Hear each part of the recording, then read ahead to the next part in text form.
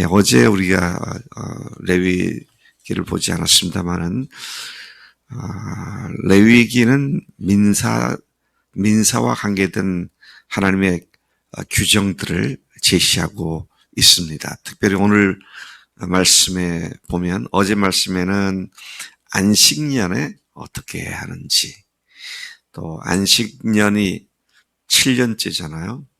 근데 그 7년을 7번 지나면 77에 49, 49년인데 그걸 지난 그 다음해가 이제 50년이죠. 50년을 갖다가 유대인들은 주빌리, 희년 그렇게 말을 했습니다. 안식년에도 종됐던 사람들을 돌려보낸다든지 그런 일을 했고요.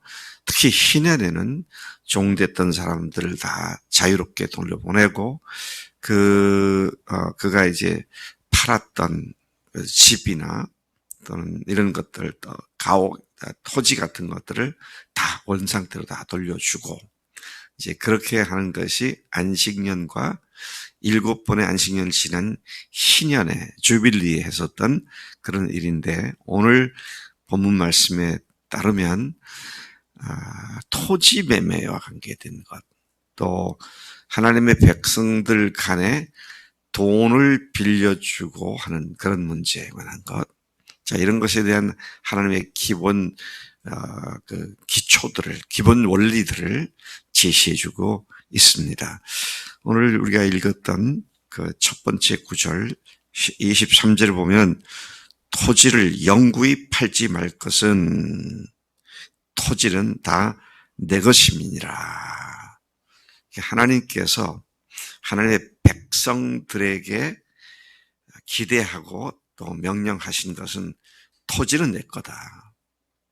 너희들은 원래 애굽에서부터 탈출을 해서 여기에 와서 이 땅을 분배해 준 것이 난데, 이 땅을 너희들에게 거저준 것이 난데 너희들은 그 땅을, 내가 준 그 땅을 영구히 파는 일을 하지 말아라. 이제 그런 말씀을 하고 있습니다. 이 사회운동가나 좌파들은 이거를 갖다가 토지 공개념하고 토지를 국유화시키는 그런 논거로 삼기도 합니다만은 오늘 이 말씀은 하나님의 백성들이 어떻게 백성들 간에 토지나 가옥을 매매하거나 또 뒷부분에 가서 보면 돈을 빌려주거나 양식을 빌려주거나 하는 기본 원칙이 무엇인지를 말씀하고 있는 것입니다. 오늘 이 말씀은 오늘 하늘 가족인 우리에게도 그대로 적용될 수 있는 말씀이죠. 참 이런 면에서 우리가 하나님의 원뜻이 무엇인지 제대로 알고 그 사랑의 원리를 우리가 잘 실천한다는 것이 아주 중요하다는 말씀인 것입니다.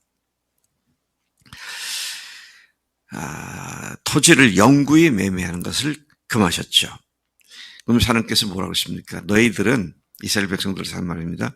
너희들은 마치 하나님과 함께 사는 거류민이나 또는 동거인 같은 존재로서 토지 안에 위에서 사는 너희들이 그런 입장으로 살아야 한다. 그러니까 우리가 쉽게 말하자면 그겁니다.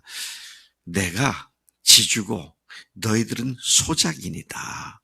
그거 네 거 아니다. 너희들 그거 사용하도록 내가 잠시 허락한 거지. 그게 너희들 것인 것처럼 착각하지 말아라. 이런 말씀으로 우리가 그 원리를 말씀하고 있는 것을 보게 되는 것이죠. 그렇기 때문에 혹 토지를 매매할 경우에는 하나님의 나라 사람들끼리 토지를 매매하는 일을 하지 말아야 되는데 그런데 매매를 할 경우가 있습니다. 어떤 경우인가요? 남은 게 땅밖에 없어. 그러면 그걸 생계를 유지해야 되니까 이제 그럴 때에는 어떻게 해야 되느냐? 다시 이 토지를 원주인에게 다시 되팔아야 한다는 이 기본적인 개념이 계약상에 포함돼서 해야 한다. 이제 그런 말씀을 하고 있는 것입니다. 딱 A가 B한테 넘겼으니까 이제는 영원히 B의 것이 아니라 한시적으로, 한시적으로 다시 판 사람이 나 사겠다.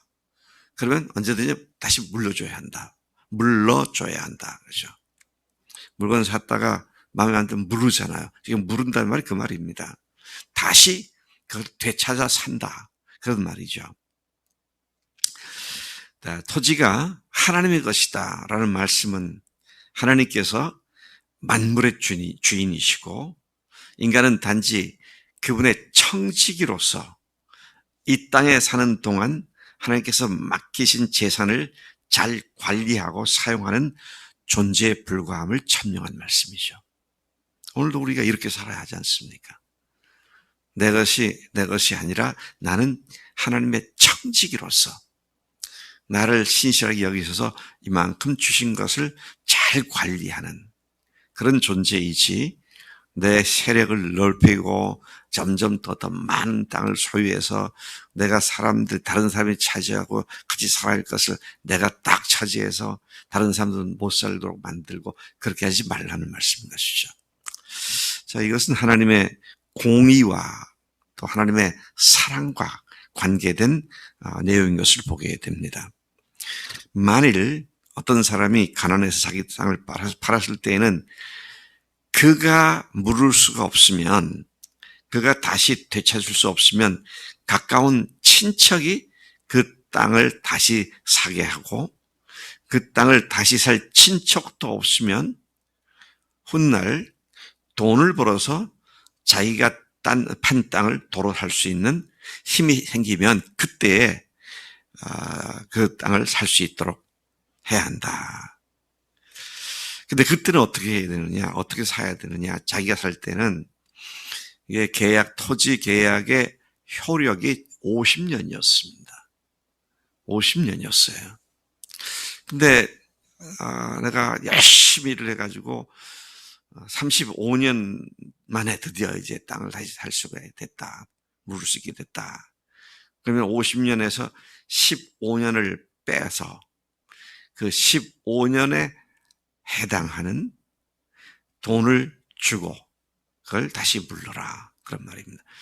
또는 판지 15년 됐으면 역시 마찬가지로 35년이 남아있지만 지난 15년간 그 토지를 산 사람이 이용했으니까 15년 동안에 쓴 값을 그에게 지불을 해라.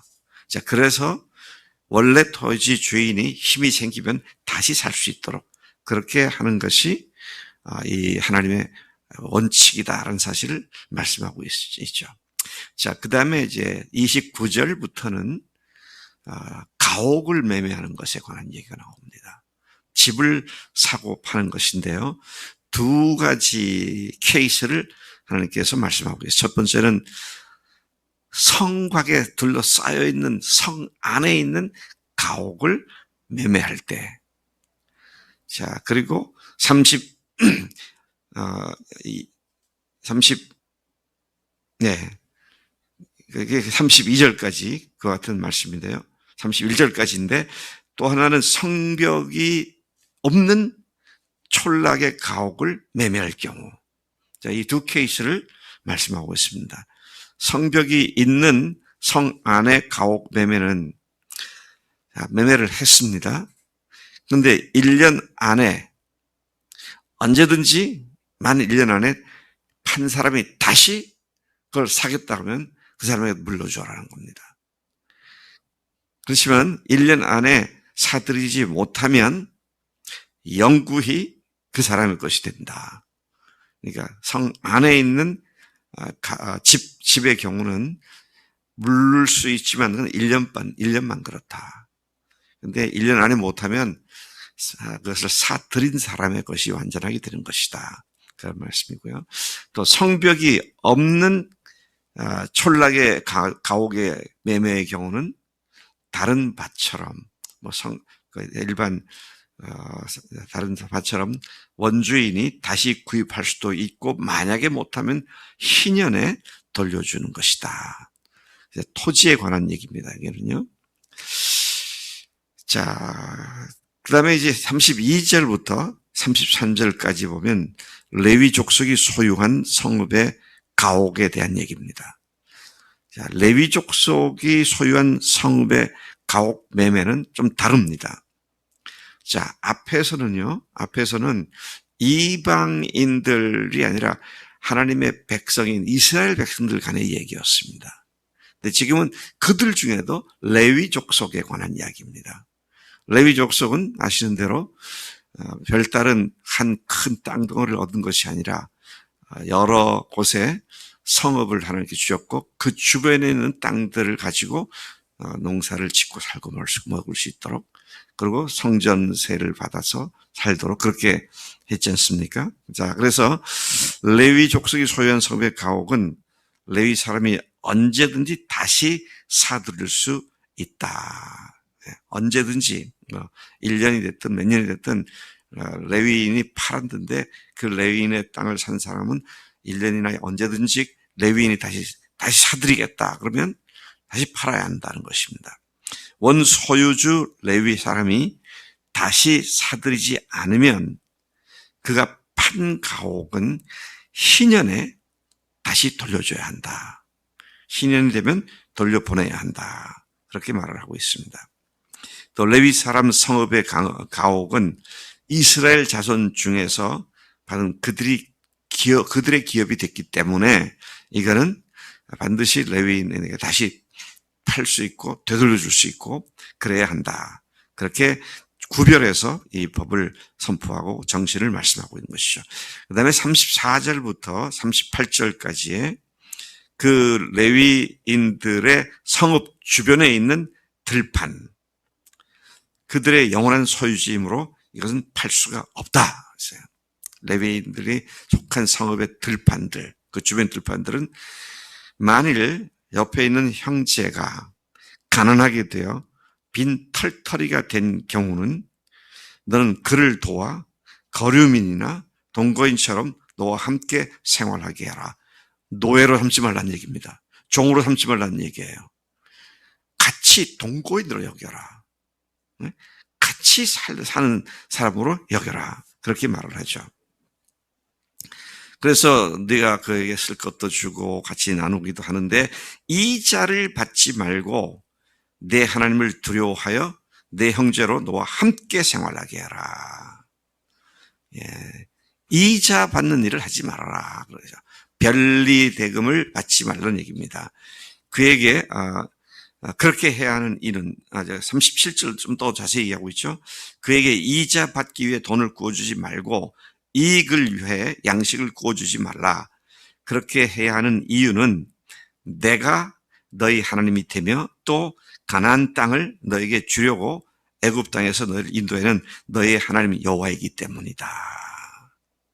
내가 이 모든 것의 주인인데 너희들이 특히 나의 일에 헌신한 레위인들 간에 어려운 사람을 갖다가 종으로 삼고 그런 일을 해서는 안 된다.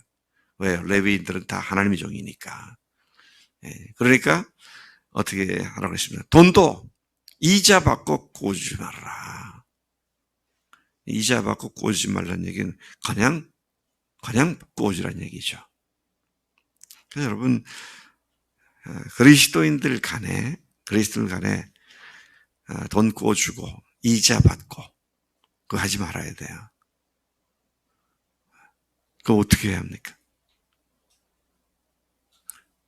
그냥 빌려주는 겁니다. 그리고 또 내 것을 같이 나눠서 먹으라고 했으니까 어떻게 해야 돼요?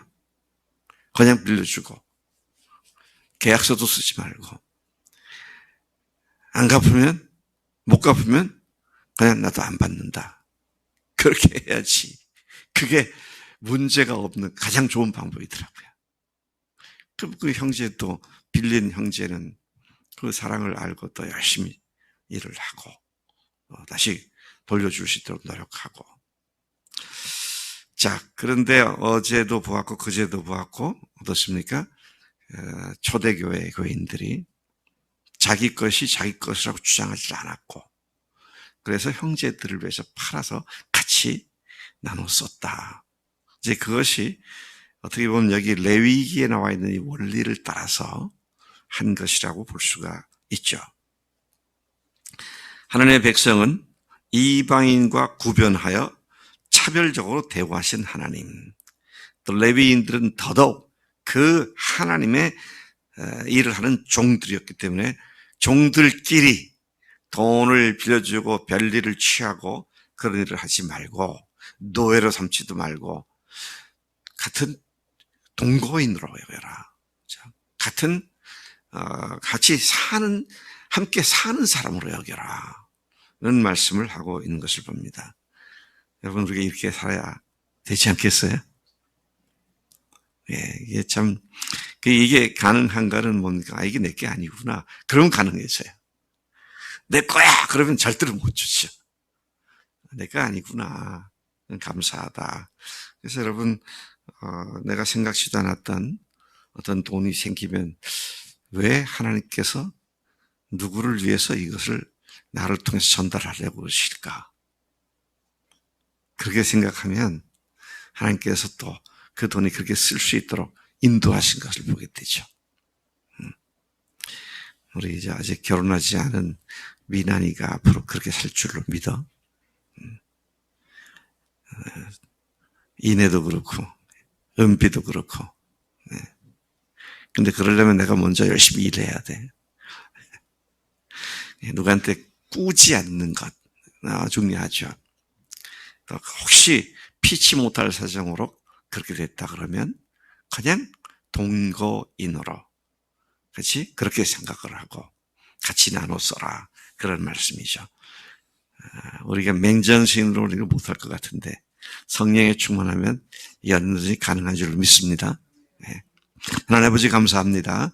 오늘 저희들에게 모세를 통해서 3,400여 년 전에 기록으로 남겨주신 이 하나님의 정신과 원리가 오늘 우리 그리스도인들에게도 그대로 적용되는 줄로 믿습니다. 이렇게 살 수 있는 참으로 하나님의 사랑으로 가득 찬 믿음의 수준에 우리가 다 도달할 수 있도록 오늘도 우리를 격려하시고 우리를 위로하신 줄로 믿습니다. 주님, 이와 같은 아름다운 공동체로 세워져 가는 일에 우리를 아주 중요한 한 사람 한 사람 구성 요원으로 세우셨사오니 하나님의 사랑으로 이러한 사랑의 공동체를 만드는 일에 헌신토록 우리를 부르신 줄로 믿습니다. 그렇게 되기를 소원합니다. 감사하고 예수님의 이름으로 기도삼나이다. 아멘. 아멘.